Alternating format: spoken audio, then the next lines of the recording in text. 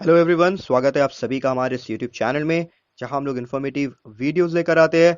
मैं हूं जावेद और आज हम लोग बात करेंगे about the first 5 year plan.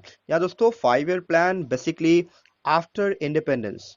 या दोस्तों, आफ्टर इंडिपेंडेंस हुआ क्या है कि इंडिया की इकोनॉमी को स्टेबलाइज करने के लिए या फिर इम्प्रूव करने के लिए तो एक प्लान बनाया जाता था हर 5 ईयर्स के बाद। राइट, ये पहली बार 1951 से स्टार्ट होता है।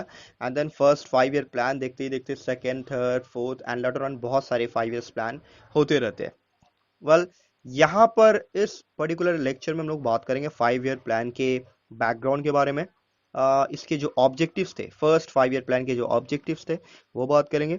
देन इसका जो एक एक्सपेंडिचर है उस पर बात करेंगे दोस्तों। प्रोग्रेस क्या था उन चीज़ों पर बात करेंगे। इसके डिफेक्ट्स क्या थे वो बात करेंगे। एंड फाइनली इंपॉर्टेंस के बारे में बात करेंगे दोस्तों, right, as a whole. Importance का है कह लीजिए या फिर रिजल्ट्स कह लीजिए आप। So have we start this video. Well, मैं आपको बता दूं कि फर्स्ट सेकेंड वर्ल्ड वॉर 1945 में खत्म होता है। एंड जिस तरीके से फर्स्ट वर्ल्ड वॉर के बाद पूरा दुनिया एक इकोनॉमिक रिसेशन का सामना करता है, सिर्फ ग्लोबली, सिर्फ इकोनॉमिकली ही नहीं बल्कि बहुत जानी नुकसान भी होता है लोगों का। Well, without any consent Hindustan को भी शामिल किया गया था। आपको पता है इन चीज़ों के बारे में।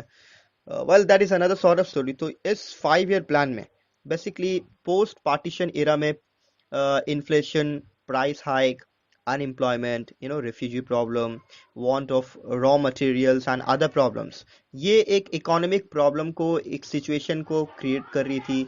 और ये बैड से वर्स हो सकता था अगर इसको कंट्रोल करने के लिए, स्टेबलाइज करने के लिए कोई प्लान नहीं लाया जाता। तो यहाँ पर हिंदुस्तान इंस्पायर हुआ था to a large extent from Russia, क्योंकि रशिया में भी इस तरीके से 5 ईयर प्लान के बारे में वो लोग भी इसी पैटर्न को फॉलो किया करते थे। वेल, यहाँ पर पहला जो 5 year plan, right, economic plan कह लीजिए आप, यहाँ पर 1951 से लेकर 1956 तक ये प्लान को मतलब इंट्रोड्यूस किया गया to overcome different acute national crisis, right. Well, यहाँ पर अब ऑब्जेक्टिव्स के बारे में हम लोग बात करेंगे दोस्तों। ऑब्जेक्टिव्स फर्स्ट 5 ईयर प्लान का एम्बिशियस था। It had mainly two aims. पहला था to bring the country out of this serious economic crisis created due to the partition of the country. दूसरा था दोस्तों to enhance national income and improve the standard of living of the people through development plan, right? So now next to this आता हमारा expenditure. तो first 5 year plan जो priority था was given to agriculture. Agriculture को priority दिया गया, irrigation को दिया गया, प्रोडक्शन ऑफ पावर को दिया गया, transport and rehabilitation of refugees, ये कुछ प्रायोरिटीज थे। Well, increase of agriculture crops was essential in order to solve scarcity of food and ensure easy supply of raw materials for the growing industry. So importance ज़्यादातर agriculture के साथ attach था। Industry को ज़्यादा उतनी अहमियत नहीं दी जा रही थी। प्राइमरीली प्राइवेट सेक्टर्स जो थे उनको इनकरेज किया गया ताकि इंडस्ट्रियल प्रोडक्शन बढ़ाया जा सके। वेल, यहाँ पर कहा जाता है कि total outlay of this plan was 2069 crore in public sector. Later on ये जो आउटले था वो इंक्रीज हुआ and 2378 crore, but only 1960 crore were spent. Outlay था लेकिन उतना ज्यादा स्पेंड नहीं किया जा सका। वेल, यहाँ प्रोग्रेस क्या थी? Objective of the first 5 year plan were more or less satisfactory था। वेल, नेशनल और पर कैपिटा इनकम वो इंक्रीज हुआ 18% एंड 10.8% रिस्पेक्टिवली। तो इस इंक्रीज में there was an increase of 22% in agriculture, right? A target of both food production was 616 lakh ton, but it exceeded and reached 650 lakh ton. So irrigation facility वो भी extend किया गया to 1 crore and 63 lakh acres of land, and 23 lakh of acres of barren lands were converted into arable lands, यानी जो barren to arable में convert किया गया। Well, there was also a marked progress in this and in the industrial production. Well, defects जो थे वो ये थे कि like first 5 year plan limitations भी थे जो ओवरलुक किया गया।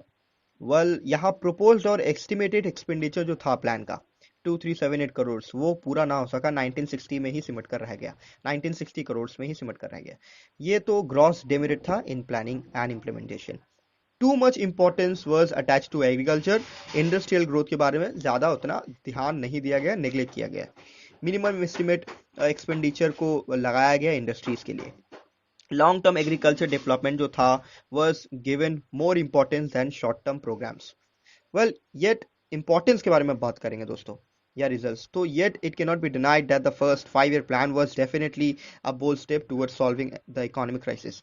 बट ये भी है कि हाँ, ये पहला कदम था towards solving this economic crisis.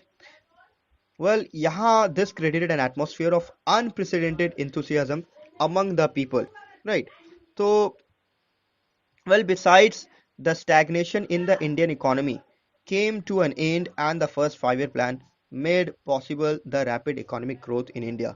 तो यहाँ मैं आपको बता दूं दोस्तों, चाहे इसके डिफेक्ट्स के बारे में बात कर लो आप, जो बताता है कि like the proposed or estimated expenditure of this plan जो था वो basically 2378 करोड़ था, लेकिन बावजूद उसके but actually only 1960 crores were only spent, so it was a gross demerit in planning and implementation. Number two, too much importance was attached to agriculture, so industrial growth or large industry was neglected. ये था. The minimum estimated expenditure for the growth of heavy or large scale industries was not spent.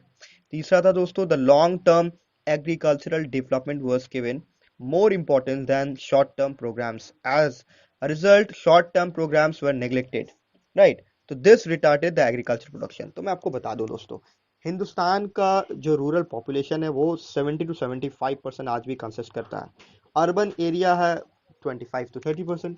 सो आप देख सकते हैं कि एक बड़ा जो स्केल है वो रूरल एरिया में जाता है, और यहाँ गांव देहात में लोग ज़्यादा रहने वाले लोगों की तादाद ज़्यादा थी। पर यहाँ पर एग्रीकल्चर के अलावा दूसरा ऑप्शन नहीं था। यहाँ कुछ लोग इसको क्रिटिसाइज करते हैं कि इंडस्ट्री के ऊपर ज़्यादा ध्यान नहीं दिया गया। इंडस्ट्री पर दोस्तों ध्यान दिया गया, लेकिन ज़्यादा इंपॉर्टेंस एंड एम्फसाइज था एग्रीकल्चर के ऊपर, क्योंकि एग्रीकल्चरल कंट्री माना जाता है शुरू से इंडिया को, राइट? सो ये एक बैकग्राउंड हो सकता है। तो यहाँ पर 5 ईयर प्लान को जो है डेफिनेटली एक बोल्ड स्टेप माना जाएगा towards solving the economic crisis.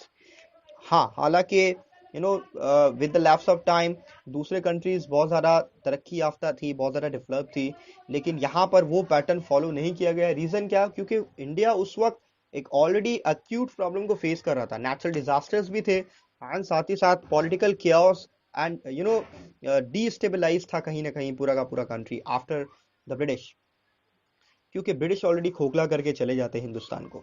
तो दोबारा उस मुकाम पे लाना और दोबारा कहा जा सकता है कि एक स्टेबलाइज करना, मेंटेन करना, ये पॉसिबल नहीं था at a time. So 5 year plan in short कह सकते हैं कि made possible the rapid economic growth in India with the lapse of time. So till then अगर आपको वीडियो पसंद आया so please like and subscribe.